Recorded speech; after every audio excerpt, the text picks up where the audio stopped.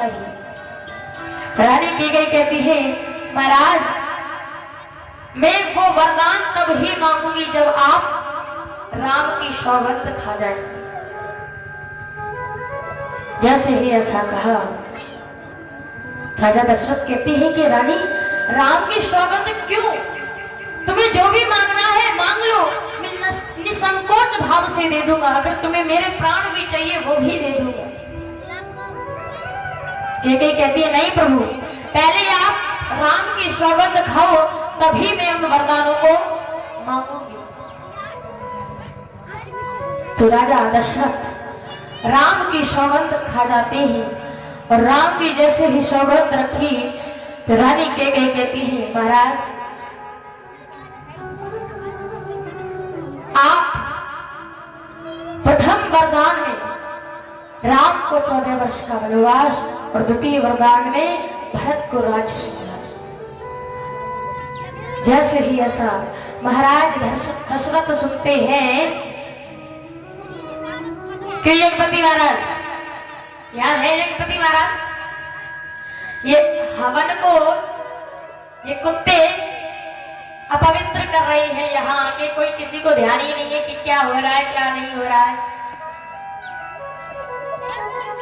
ये यज्ञपति का काम होता है कि हवन की रक्षा करना।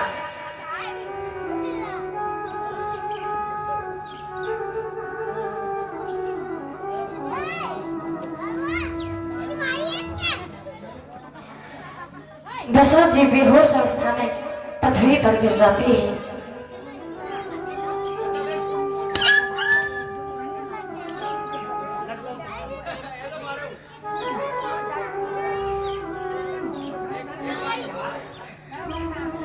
राजा दशरथ जी बेहोश अवस्था में पृथ्वी पर गिर जाते हैं और गिर करके नेत्रों से अश्रुओं की धारा बह रही है। रानी केकई से कहती है कि देवी तुमने ये क्या मांग लिया, अगर तुम मेरे प्राणों को भी मांग लेती तो मैं निसंकोच भाव से दे देता, लेकिन अगर तुम्हें राज्य ही चाहिए था तो तुम मुझसे पहले ही बोल देती, लेकिन तुमने राम को 14 वर्ष का वनवास क्यों मांगा। रानी केकई कहती है कि प्रभु अगर आपको ये वरदान देने हैं तो दीजिए, वरना कोई बात नहीं है, रहने दीजिए, आप अपने वचनों से पलट जाइए। अब महाराज राजा दशरथ राम की सौगंध खा चुके थे, अगर राम की सौगंध नहीं खाई होती तो दशरथ जी अवश्य पलट जाते, लेकिन राजा दशरथ ने राम की सौगंध खाई तो उस वचन को पूरा करना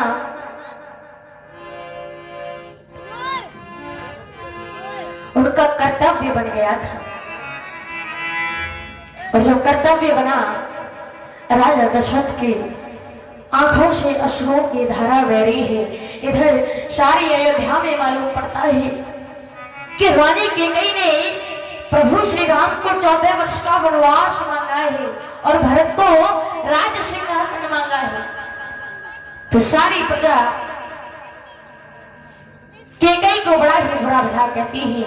सारी प्रजा में शोक सा छा गया, सारी प्रजा शोकात करने लगी, बड़ा ही बुरा भला कह रही है रानी केकई को सारी प्रजा।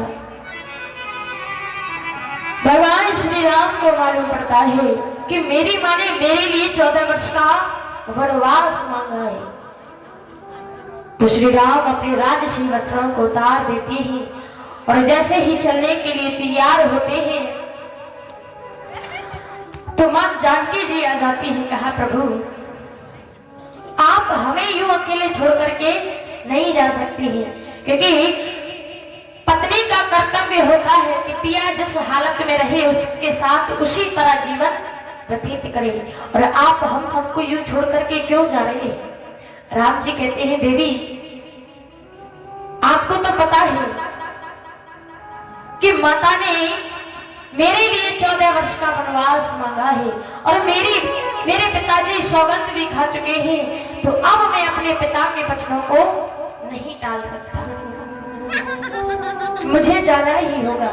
आप यहाँ रहकर के माता पिता की सेवा करना।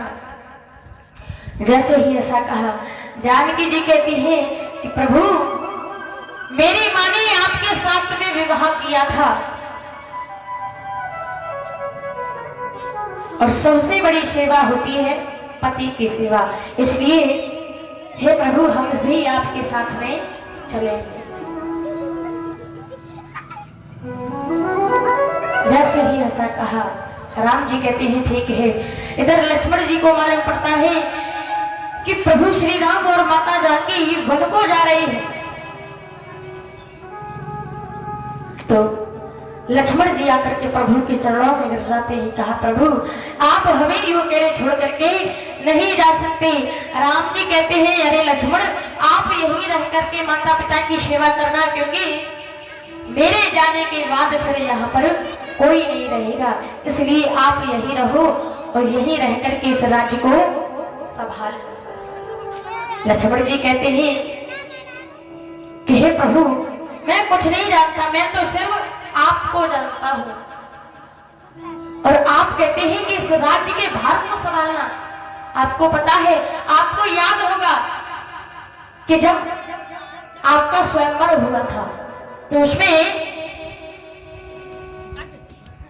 दुर्वासा ऋषि ने कहा था कि इसे अभी मृत्यु के घाट उतार दूं, तो आपने क्या कहा था वहां कि ये दुधमुहा बालक है,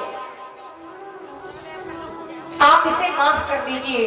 और आज आप कह रहे हैं कि इस दुधमुहे बालक को राज्य संभालने के लिए कह रहे हैं। हे प्रभु आप ही बताओ कि मैं इस राज्य बालक को कैसे संभाल सकता हूं। तो राम जी कहते हैं अरे लक्ष्मण जी, आपने भी तो कहा था कि मेरे